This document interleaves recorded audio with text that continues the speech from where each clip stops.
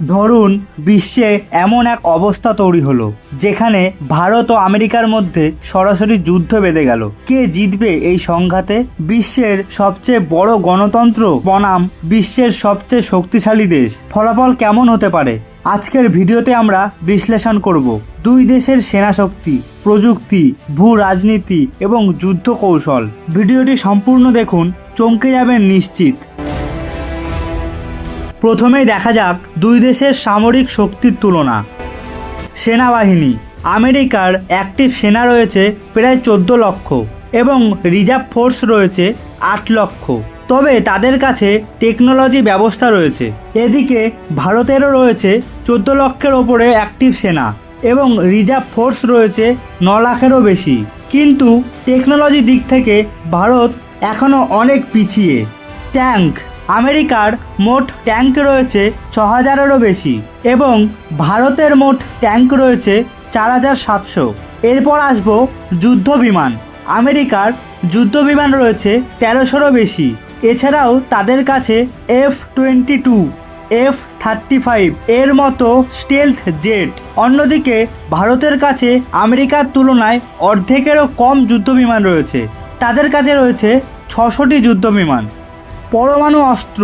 আমেরিকার কাছে পরমাণু অস্ত্র রয়েছে আনুমানিক 5200-রও বেশি, আর ভারতের কাছে পরমাণু অস্ত্র রয়েছে কেবল 160টি মাত্র। এক্ষেত্রে ভারত অনেক পিছিয়ে। সংক্ষেপে বোঝা যায়, সেনা সংখ্যায় ভারত পিছিয়ে নেই, তবে আধুনিক প্রযুক্তি ও গ্লোবাল এক্সপিরিয়েন্সে আমেরিকা অনেক এগিয়ে। জল এবং আকাশ, এই দুটি ক্ষেত্রে আধিপত্য থাকা মানেই আধুনিক যুদ্ধে বড় সুবিধা। আমেরিকার নৌবাহিনী শক্তি। আমেরিকার কাছে রয়েছে 11টি অ্যাক্টিভ এয়ারক্রাফট ক্যারিয়ার। বিশ্বজুড়ে 800-রও বেশি সামরিক ঘাঁটি রয়েছে। সাবমেরিন, ডেস্ট্রয়ার, নিউক্লিয়ার সাবমেরিন সবই অত্যাধুনিক। অন্যদিকে ভারতের নৌবাহিনী শক্তি, তাদের কাছে আছে একটি এয়ারক্রাফট ক্যারিয়ার। জানা যায় আরও একটি তৈরি হচ্ছে। ভারত মহাসাগরে বড় শক্তি, তবে তাদের গ্লোবাল উপস্থিতি কম। বিমান বাহিনী।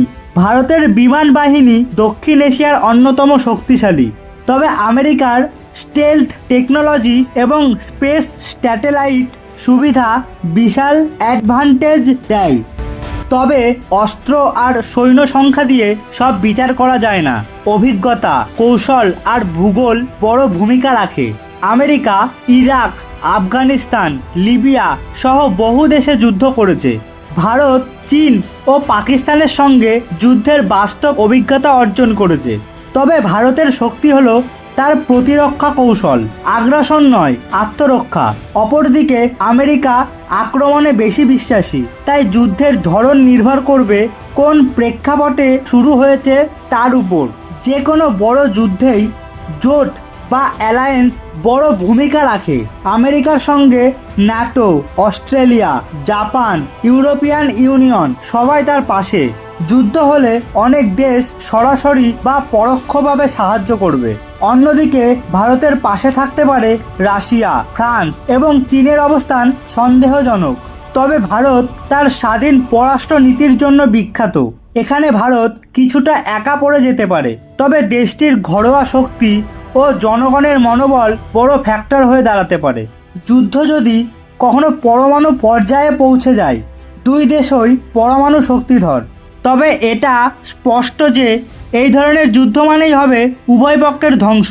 হাজার হাজার নিরীহ মানুষ মারা যাবে, পরিবেশ ধ্বংস হবে শতাব্দীর জন্য। তাই বাস্তবতা হলো এমন যুদ্ধ কেউই চায় না। তাহলে প্রশ্ন দাঁড়ায়, কে জিতবে? প্রযুক্তি ও গ্লোবাল স্ট্র্যাটেজিতে আমেরিকা অনেক এগিয়ে। এদিকে জনবল ও ভূ অবস্থানে ভারত পিছিয়ে নেই। তবে আসল সত্যি হলো এই যুদ্ধে কেউই জিতবে না। দুই দেশই বিশাল ক্ষতির মুখে পড়বে। তাই এমন সংঘাত যেন কখনো না ঘটে, সেটাই আমাদের কাম্য। কমেন্টে জানাও তোমার মতে কে এগিয়ে এবং কেন। আর ভিডিওটি ভালো লাগলে সাবস্ক্রাইব করে পাশে থাকো। ধন্যবাদ।